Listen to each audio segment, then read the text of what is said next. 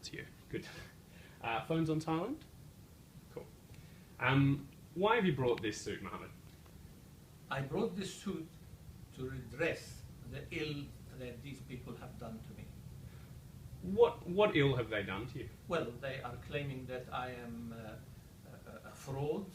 I am trying to take over the world and for world domination, that I am trying to bring Sharia law. There is no thing in Islam called Sharia law, by the way. There is no such book.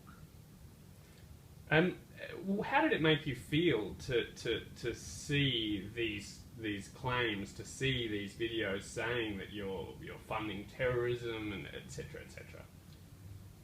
The first thing when I saw the video that is claiming that I am funding terrorism, I called my solicitor and asked them to get in touch with the people who have made these claims. Unfortunately, they didn't want to receive the letter, and so we had to resort to court. It was really their fault. This could have been finished amicably with an apology and finished. But now it's going to cost them the earth. What effect do you think this campaign, not just their comments, but the anti-halal campaign has had on you personally, but also on your business, your clients? Well, it has affected my clients more than me because I know how to shut myself from all these things. But it has affected me personally in the community, that people are starting to think, in the Muslim community that is, that I am a crook, like these people are saying. And that is bad. And the second thing, of course, is that the clients are getting hit by these bullies by the thousands, and that is not very nice. Then they are claiming that I am not following the Australian way. I didn't think bullying is the Australian way. Recently, or in the last couple of months, a couple of Australian politicians have spoken publicly about, almost in support of this movement. George Christensen and Jackie Lambie have both spoken about the need to investigate halal certification for links to terrorism. What do you think about their support of such a measure? Well, these politicians, I'm afraid, in the words of Churchill, they are keeping their ears to the ground, and it is a most undignified position. The Lambie would be one of the most ignorant people under the sun, and I have seen her interview on the ABC, I think, or one of the news magazines on the TV, and she was made a fool of. She couldn't even answer what Sharia law is. So I don't know what she wants. She's just on the bandwagon, and she's not going to get anywhere. Is there any truth to the claims that the anti-halal movement makes? I mean, is there any truth that halal certification funds terrorism? There is absolutely no truth that halal certification funds terrorism.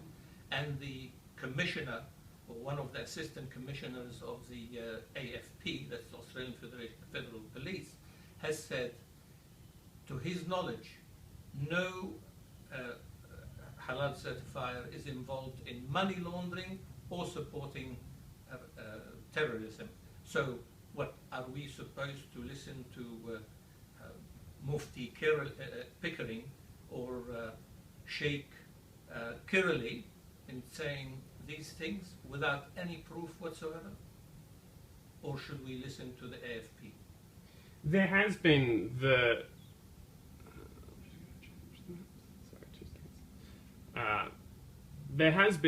they would point out, for example, that overseas, in the US and in Canada and France, there has been some evidence that halal certification fees have gone to terrorist groups. Are they attacking me or attacking terrorist groups in countries overseas?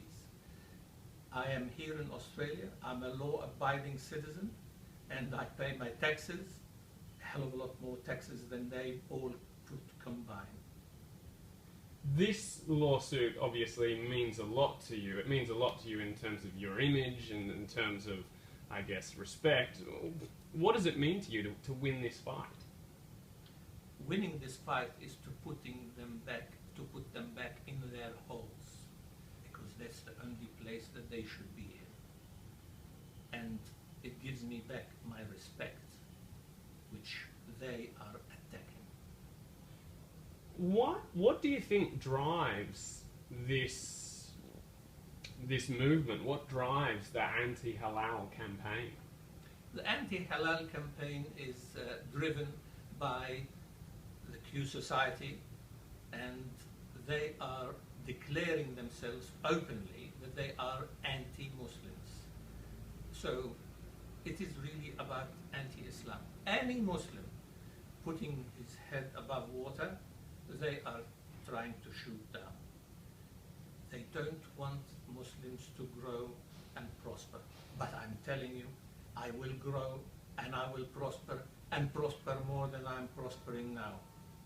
And they will be losers. Is it... So it's racism then? It's absolutely racism, and no doubt about it. And it is anti-Islam. I mean, racism is against races, but I see that lately Google actually accepts racism as anti-religious as well.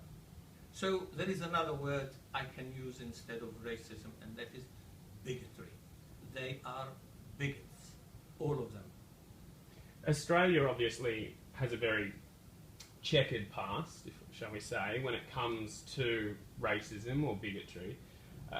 Do you think we still have a problem with it today, and is it getting better or worse? I think it is getting better with multiculturalism. There is a lot of people who are not supporting these bigots. The bigots, I assess them as about 15,000 people all over the country, and one of them is the ADL, Australian Defence League, Mr. Ralph, who was actually declared in the court. I mean, the judge declared him as a buffhead. So I can say the whole lot of them are just buffheads.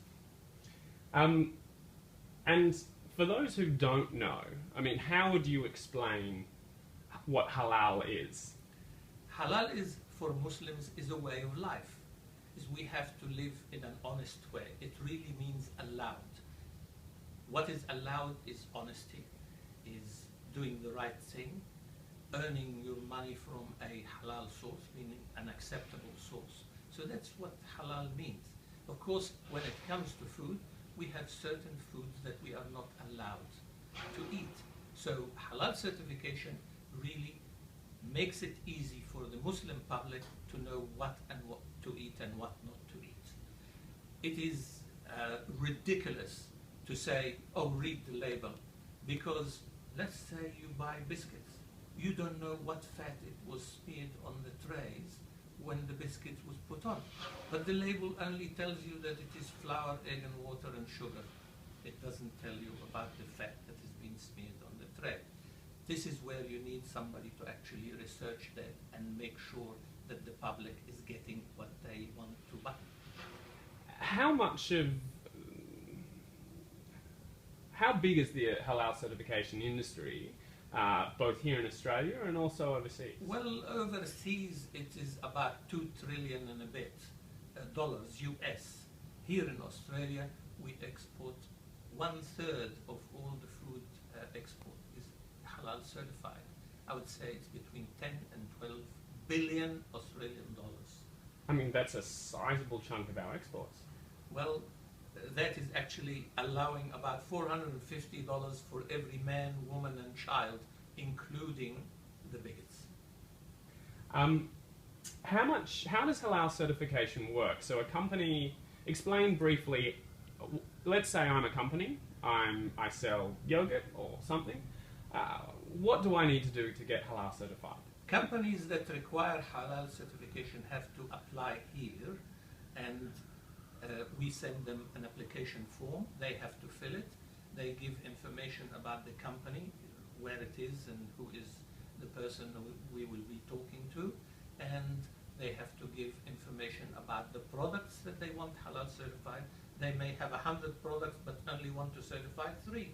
So they give us this information, and we do a desk audit, and that will make a decision, based on that we will make a decision whether these products can be acceptable or not, and if they are acceptable, we send them an agreement, and then they have to accept the agreement, and the agreement really is a two-way thing. You have to do this, we have to do that, and if both sides are in agreement, then halal certification proceeds. But I can show you here a lot of companies that never arrived to fruition. They never received halal certification. So, it is something that is very serious. That pretty much brings me to the end of what I wanted to ask, but was there anything that you wanted to say on this topic that I hadn't prompted for? Well, thank you very much indeed for the interview. I really enjoyed it, and I would like to, be on Friday in court to stick it to these people. Is this fight then is obviously about your honour, it's about defamation, but it's about more than that, isn't it? Well, it's about my honor, first of all, that I must have my honor back, and it is really to stick it to the bigots, because there is no place for bigots in Australia. This is a multicultural place, and it is for everyone, for every religion. One of the things that they are fighting for is freedom of the religion. They fight for their freedom of the religion, but not my freedom of the religion. Well, I have the same rights, being an Australian citizen who brings in billions of dollars to this country, more than they actually bring. And it's quite possible that some of them are benefiting directly or indirectly from the money that I bring to this country. Great, I'm happy with that if you are. Perfect. Wonderful, alrighty.